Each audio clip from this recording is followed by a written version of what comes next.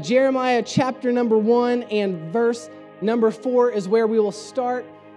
Jeremiah's father was a priest, but Jeremiah himself is called to be a prophet. And here in Jeremiah chapter 1 and verse 4 through 12, we get to actually see where God calls Jeremiah to be a prophet, which is a really cool thing because we hear people say all the time, I'm called, I've been called, I've been called. But here we actually get to see the words that God spoke to Jeremiah when he was calling him. The words that God actually said to Jeremiah when he was calling him, preparing him to be in this flow of being a prophet. And we get to see everything that God says starting at verse number 4. It said, the word of the Lord came to me saying, this is Jeremiah speaking, before I formed you in the womb, I knew you. And before you were born, I set you apart. I appointed you as a prophet to the nations. This should be so comforting to each and every person here, each and every person online. This should be comforting to all of us. That he said, before you were formed in the womb, God knew you. Jeremiah said, God knew me. He already knew me, and he called me, and he gave me a purpose. Anybody who feels like your life has no purpose, you should be comforted in this and knowing that before you were even formed, God knew you. And before you were even formed, God had a purpose for you. It may be different than Jeremiah's purpose, but God gave you a purpose. Somebody say, I have a purpose. I have a purpose. It said, alas, sovereign Lord, I said, I do not know how to speak. I am too young. But the Lord said to me, do not say I am too young. For Jeremiah, it was too young. For you, it might be too old, too dysfunctional, too messed up, too crazy, too burnt out. He said, do not say I am too young. You must go to everyone I send you to and say whatever I command you. In other words, you don't get to pick and choose. You don't get to pick and choose what you're going to say. You don't get to pick and choose where you're going to go. You don't get to pick and choose what words of God you're going to obey. You go everywhere. You say everything I command you. Do not be afraid of them, for I am with you and will rescue you, declares the Lord. Then the Lord reached out his hand and touched my mouth and said to me, I have put my words in your mouth. See, today I appoint you over nations and kingdoms to uproot and tear down, to destroy and overthrow, to build and to plant. The word of the Lord came to me. What do you see, Jeremiah? I see a branch of an almond tree, I replied. And the Lord said to me, you have seen correctly. Watch this. For I am watching to see that my word is fulfilled. God calls Jeremiah, tells him he has a purpose and that he has a plan. And every reason that Jeremiah gives God of why he cannot do it, God tells him why he can. Don't you love moments like this? Don't you love when God not only calls and gives a word, but he also gives you the encouragement to see it through? Don't you love when he calls you to something, but then also helps you feel like, hey, listen, I can do this. I'm going to be able to handle this. That's exactly what happens for Jeremiah here. Jeremiah's like, God, I don't know how to do this. And God's like, listen, you're going to do it, and here's how. It's so encouraging in those moments for the first day, first week, the first month, the first year. But what do you do? What do you do when it seems like God's promises are not coming to pass? What do you do when it seems, and it's not this way, but it seems this way if we're honest, it seems like the lies of the enemy are more true than the promises of God? What do you do in those moments? See, in 2020, the year has not looked the way that we expected it to look. It has not gone the way that we expected it to go. It hasn't been how we expected it to be. And I was thinking about this the other day, how ironic it is that the year 2020 got here, and we would think like 2020 vision, but it actually got here, and nobody knows what's happening. Everybody's like, I don't know what's going on. I don't have any answers at all. It's just craziness, everything that's taking place. But this year did not go the way that we expected it to go. Next year may or may not go the way that we expect for it to go. The next 5 years may not go the way that we expect for it to go. But here's what we do know. God is still God. And God still keeps his promises. No matter what it looks like or feels like, God at the end of the day is going to be God. And at the end of the day, every promise from God is going to be true. It's going to be true. So this morning, I want to talk to you as we close out this year, 2020, last Sunday of 2020. I want to talk to you on the subject, it's still true. It's still true. Let's pray. God, I thank you for today, and I just thank you that we have the opportunity to gather together today, here and online, to be a part of what it is that you want to speak into our lives as we close out this year. Lord, I pray that you would help us to have open and receptive hearts that are prepared to hear from you. Lord, I pray that you would help us to remove all distractions, to remove anything that we're thinking of outside of what you want to say to us today. Lord, prepare our hearts. Help us to apply it. Help us to move with what you have to say, Lord. Help each and every person to see and to hear from you and not to see and hear from me. And I thank you for it in Jesus' name. And everybody said, amen. Now, how many of you have the virtual assistant things in your house? Anybody have like an Alexa or a Google Home or an Apple HomePod? Anybody? By show of hands? Yeah, okay. Oh, wow. Whoa, way more than I expected. Okay, yes. So people have different views about this, right? There's some people who love them, like myself. Then you got some people who are convinced that the government is listening to your conversations. Then you have people who are convinced that foreign governments are listening to your conversations. And you know what? That may be true. I'm not saying it's not true. In fact, it probably is. But here's what I know for us, right? We're not that interesting in our household.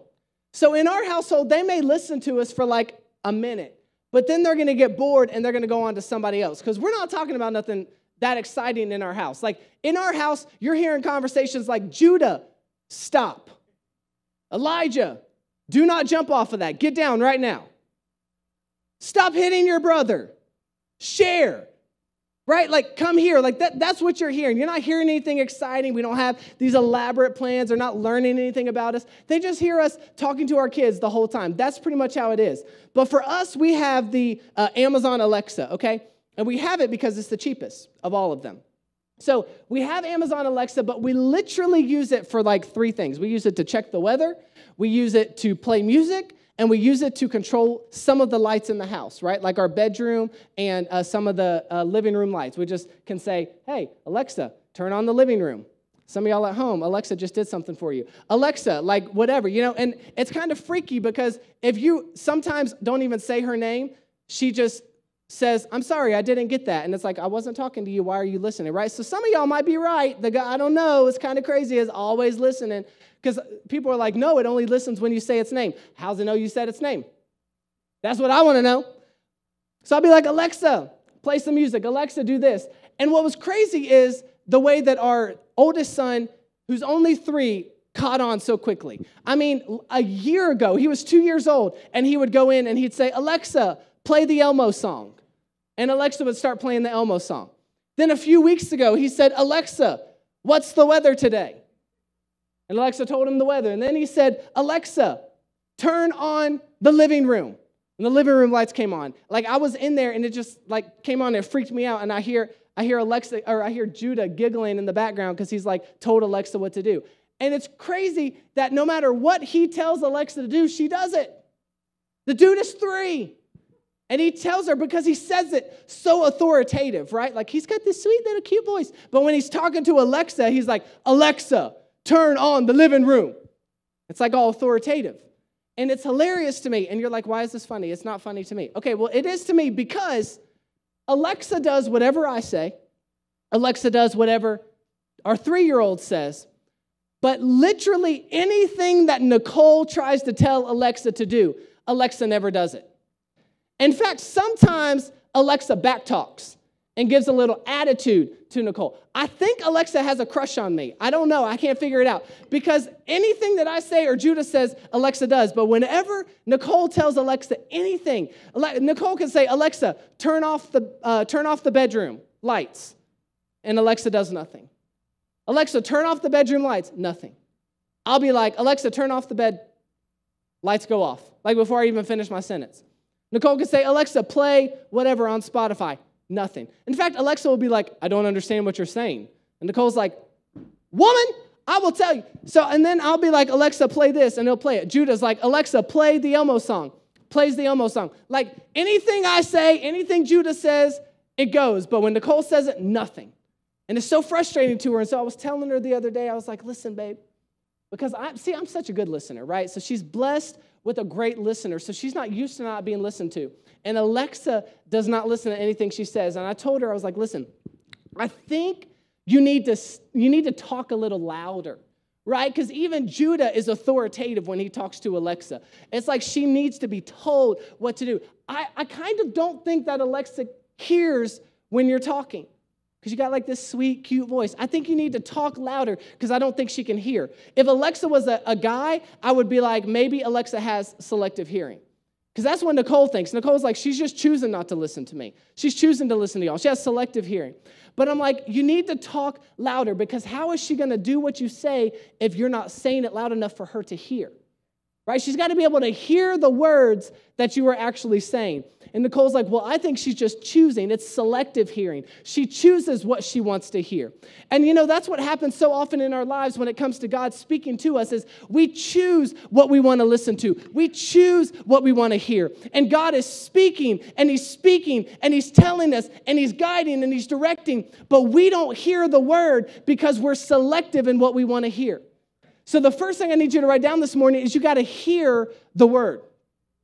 You got to hear the word. And in Jeremiah 1:4, it said, the word of the Lord came to me saying, before I formed you in the womb, I knew you. Before you were born, I set you apart. I appointed you as a prophet to the nations. Before Jeremiah saw God work through his life, he heard God say what he was going to do.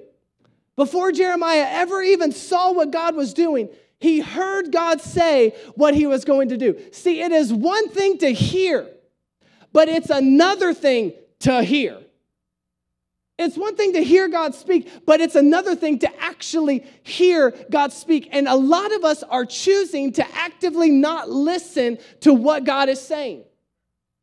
We're sitting there, God, I want you to lead me. God, I want you to guide me. God, I want you to direct me. But then we're not listening to what he says. We're not hearing what he says. We're choosing. And it does no good for God to speak, for God to guide, for God to direct, if we're not listening. If we're not going to hear what he has to say. Or we'll do this. We'll say, God, I want you to speak into my life. But we're not really listening for what God has to say. We're listening for what we want to hear. God, I'm available to you. God, speak to me. God, guide me. God, direct me. God, use me. And God's like, okay, I want you to take that $500 that you saved up for the PlayStation 5, and I want you to give it to somebody who can't put food on the table this month. God, I'm available to you. Speak to me. God, why are you speaking to me? Why aren't you leading me? Why aren't you guiding me? God's like, I did. It's just not what you wanted to hear. God, I'm available to you. God, speak to me. God, guide me, direct me, use me. Going into this new year, God, just direct my path. God, show me in this new year what's been holding me back. And God's like, forgive your ex. God, I'm available to you. Why aren't you speaking? God's like, I did. I did. And God's speaking, but he's not saying what we want to hear, because the truth is, we don't want to hear what God has to say.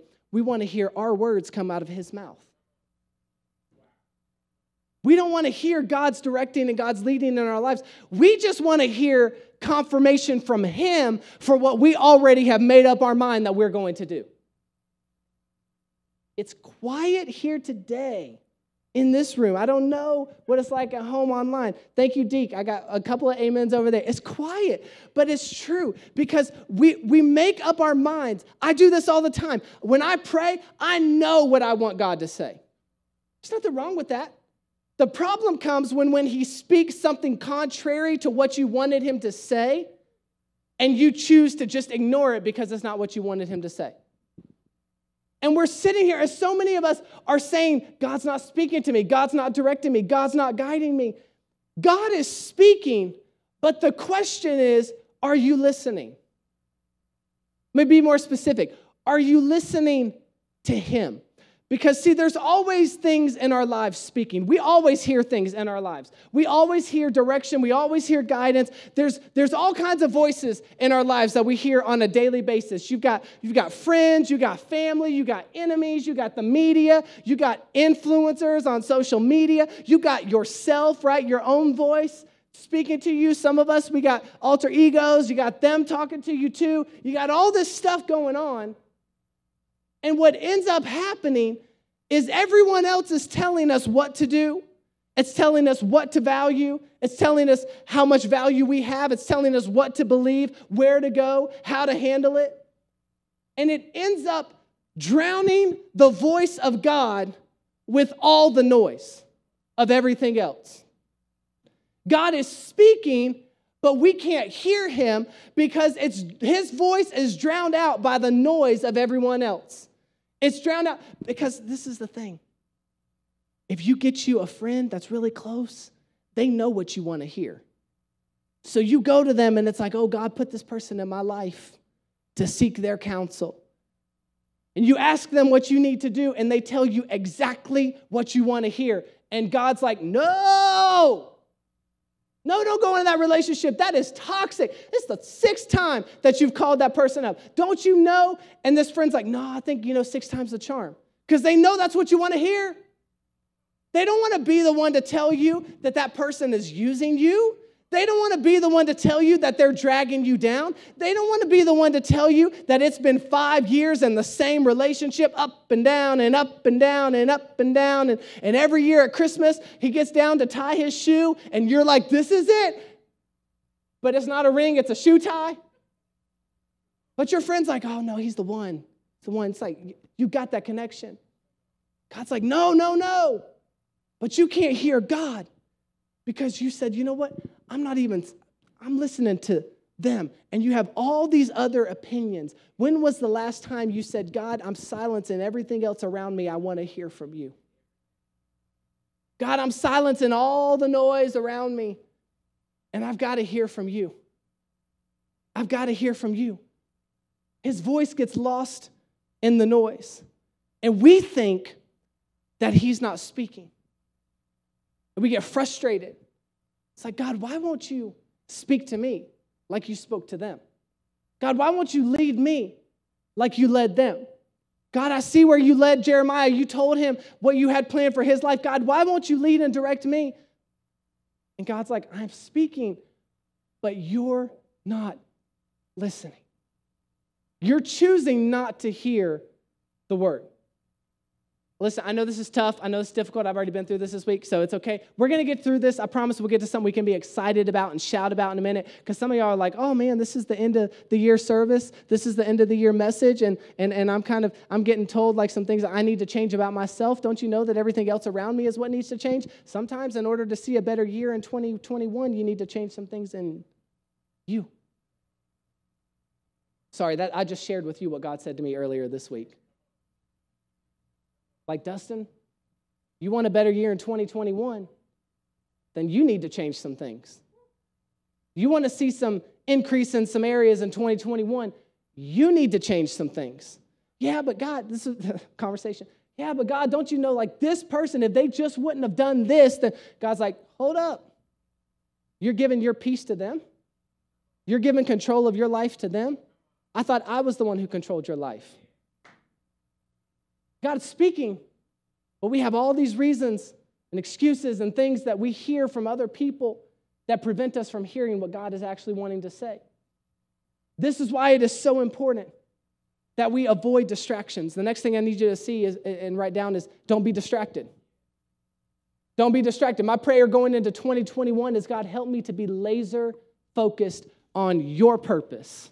God, help me to be laser focused on what you have for me, what you want to show me. Because there's all these things vying for our attention. There's all these distractions. And the enemy knows that he cannot stop God's purpose for your life. Somebody say, I'm unstoppable. Join us online. Type in the comments, I'm unstoppable. I'm unstoppable. The enemy knows he cannot stop God's purpose and plan for your life. So what he does is he gets you distracted.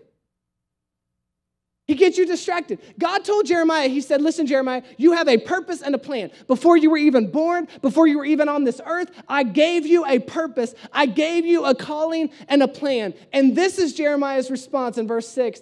It said, alas, sovereign Lord, I said, I do not know how to speak. I am too young. But the Lord said to me, do not say I am too young. You must go to everyone I send you to and say whatever I command you. The literal first thing out of Jeremiah's mouth after God told him his purpose was an excuse of why he could not do what God had just told him he was going to do. Jeremiah said, I'm too young. I'm too young. And I can relate to this so well because this is exactly how I felt when we were set in as lead pastors when I was 28 years old, 3 years ago, almost 3 years ago, not even a full 3 years ago. This is exactly how I felt. I'm too young. Nobody wants a 28-year-old pastor. Some of y'all are like, yeah, he ain't lying. You're right. I don't. I had one. Didn't like it. But this is exactly how I felt. Like, I'm too young. Too young. Jeremiah said, God, I'm too young. Too young to do this. For some of us, it's like, I'm too old. I'm too old for this, God. Can't handle people another day. Been dealing with them for 70 years, and I can't go 71. Like, people need to be gone. Some of us are like, God, I didn't have the right upbringing. They had the right family. I had the wrong family. They had the family that told them they could do anything. I had the family that told me I couldn't do anything at all. Excuse after excuse. At the end of the day, every excuse is just a distraction.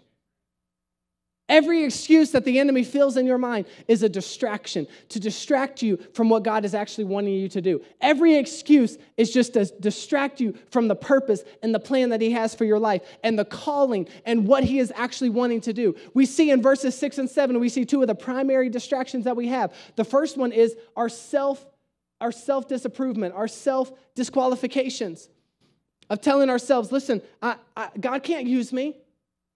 I'm too old, I'm too young, I'm too dysfunctional. Where are my dysfunctional people at? Don't raise your hand. I'm too dysfunctional, too messed up, I'm too crazy sometimes, too out there, too underqualified, I'm too unprepared. Isn't it amazing how we view our disqualifications as stronger than God's qualifications? Oh, I don't do that. But we do, though. Every time we say that we cannot do what God said we can, we're saying, God, I value my disqualifications above the qualifications that you've already spoken in my life. I can't handle this. I can't do that. God, I can't handle all these kids. God said, well, I called you to them. So clearly you can. Daily prayer. God, I can't handle it.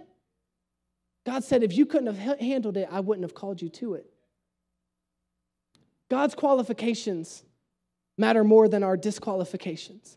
We have our own disqualifications, and we have, in verse number 7, it said that God told him to go to everyone.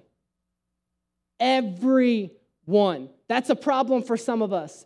Because that means that we got to go to friends, we got to go to family, we got to go to enemies, we got to go to people that don't like us, we got to go to people that don't believe in us. Everyone. See, we have the fear of man, right? F-O-M. Not F-O-M-O, but F-O-M. Fear of man, where we're afraid of certain people. We're afraid of how they'll react. We're afraid of how they'll handle it. So we disqualify ourselves, or then once we kind of work up the courage, then we realize, oh, I gotta go do this with this person. They don't even like me.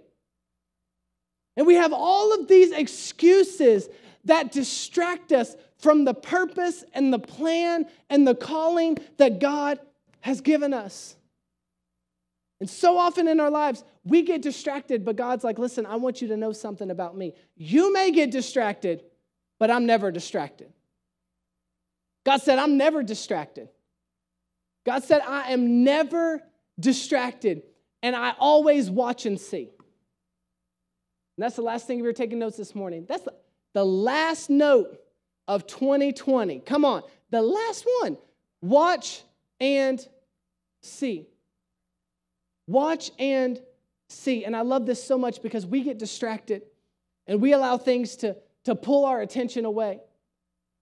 But God is always watching. It says in verse 11, the word of the Lord came to me. What do you see, Jeremiah? I see the branch of an almond tree. I replied, and the Lord said to me, you have seen correctly, for I am watching to see that my word is fulfilled. I am watching to see that my word is fulfilled. I'm going to say it one more time so you get this. I am watching to see that my word is fulfilled. God said, Jeremiah, you think that you are disqualified. Jeremiah, you are looking at the disqualifications. You are looking at the reasons why you can't do it. You're looking at your failures. You're looking at your inabilities. You're looking at all of these things. Jeremiah, you think that I've forgotten about you. You think that I don't care about you. You think that I've left you. You think that I've changed my mind about you. But God said, I am watching to see that my word is fulfilled.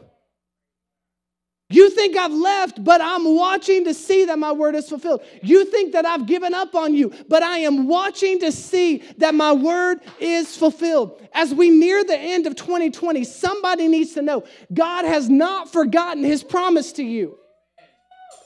God has not forgotten his promise to you. He has not forgotten his word to you. He hasn't left you all along, and he is waiting to see. He is watching to see that his word is fulfilled.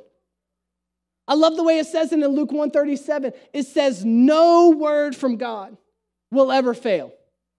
No word from God will ever fail. He is watching to see that his word is fulfilled. What God promised is still true. What God said is still true. He's watching to see that his word is fulfilled. And guess what? This year didn't change that. Last year did not change that. Next year will not change that. He is watching to see. It is still true. It is still true. His word is still true. No matter what you feel, no matter what you see, no matter what you think, his word is still true. Every night we put our sons to bed together, my wife and I do, but some nights, there's nights where we divide and conquer, right? Because if we get in a little late and they need to go to bed at the same time, we'll divide and conquer. She puts Elijah down, I'll put Judah down. And Judah, generally, he used to always want his door left open. Since he's been in his big boy bed, he wanted his door left open. He never got out of the bed. It's amazing. His younger brother is definitely going to get out of the bed every single time we try to put him in there. But Judah is just like the rule follower. So he just stayed in the bed, door would be open. Then he randomly one day started saying, close the door all the way.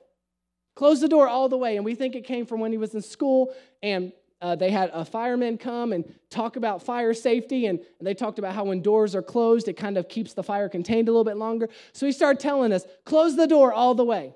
So we started closing the door all the way. And then randomly a few weeks ago, we're about to walk out and he says, leave the door open and turn the light on in the playroom. I'm like, all I see is cha-ching, cha-ching, cha-ching, cha-ching, right? Like we're in the heat time right now, so we got the heat bill. Then we're going to add to our electric bill. So I was like, okay, it's a one-night thing. It's okay. So I left the light on, left the door open, walked out. The next night, got ready to close his door. Leave the door open, turn the light on. So we're on the way down the stairs, and I told Nicole, I said, babe, we're not doing this every night, right? I said, if we have to do this every night, we're taking it out of his college fund. I'm not doing this every night. And I really said that. That is the honest truth. I was like, we're going to take the electric bill out of his college fund if we have to leave the light on all night, right? It's a big fan light. She said, well, just talk to him. He's smart. Just talk to him. So the next night, we had to divide and conquer. She was putting Elijah down, and I was putting Judah down. I got ready to walk out of his room, and he said, leave the door open, turn the light on. And I said, bud, let me talk to you for a second. Right? See, my wife's way smarter than I am. There is definitely a real thing called maternal instinct, and I believe in it because I'm just frustrated. And she's like, just talk to him. So I said, bud, I said, listen, we can't keep leaving the light on. We can leave the door open. We can't keep leaving the light on, bud. It's expensive. We're going to have to sell our house. I didn't say that. But I was like, it costs money to leave the light on. And I said, we're going to have to spend the night at the church. No, I didn't say that either. But I was like, it's expensive. Some of y'all are like, we've been praying for you, Dustin. We need to pray for your children. So I was like, it's expensive to leave the light on all night. And he said, okay, he said, leave it on tonight. We can turn it off tomorrow. And inside, I'm just like, rolling my eyes internally because okay. Because tomorrow night, we're going to get up here and you're going to tell me, oh, leave the light on tonight too. But I was like, fine, whatever. I'm not fighting this. So I left the light on, left the door open. The next night, I got up. I went to walk out the door, left the door open, left the light on, went to go down the stairs. And he said, Daddy, turn the light off and close the door all the way. And I came back in. I was like, are you sure? I was in a better mood. I was like, are you sure? And he said, yeah, I told you last night that tonight we could turn it off and close the door. And in that moment, God spoke to me and he said, the same way that you thought he was going to forget, you so often think I'm going to forget. The same way he told you that he would do something the next day and you rolled your eyes because you're like, okay, sure, it's always been this, like it's been this way, it's going to stay this way. You do the same thing. You think that I made a promise for the future, but once we get to the future, it's not actually going to happen. You think I made a promise for tomorrow and told you that it's coming, but that once you actually get there, it's not going to actually happen. God said, I am watching to see that my word is fulfilled. I am watching to see everything I promised is still true. Everything I said is still true. No matter what it looks like, it is still true. Even if it's not today, it is still true. Even if it's not tomorrow, it is still true. It might not have been 2020 for you, but it's still true. It might not even be 2021 for you, but it's still true. Maybe not 2022, but it's still true because God said, no word from me will ever fail. I am watching to see that my word is fulfilled. I am watching and looking over every promise that I've made because everything I said is true.